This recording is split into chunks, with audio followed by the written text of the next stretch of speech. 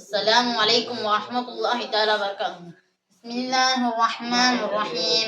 مثل الذين ينفقون أموالهم في سبيل الله كمثل حبة أنبتت 7 سنابل في كل سنبلة 100 حبة والله يضاعف لمن يشاء والله واسع عليم. அல்லாஹ்வின் வழியில் தங்கள் செல்வத்தை செலவிடுபவர்களின் உதாரணம் ஒரு விதையை போன்றது. அது 7 கதிர்களாக உதிர்கிறது. ஒவ்வொரு கதிர்களிலும் 100 விதைகள் இருக்கும். அல்லாஹ் அவர் விரும்புகிறவர்களுக்கு நற்கூலியை பல மடங்கு அதிகரிப்பான். அல்லாஹ் விசாலமானவனும் அனைத்தையும் அறிந்தவனும் ஆவான். ஹதீஸ் திருமிதி 614.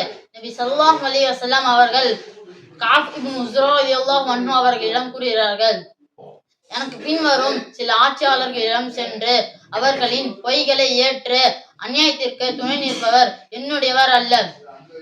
ஹவுதில் நபியின் நீர் தொட்டியில் என்னை சந்திக்க மாட்டார்.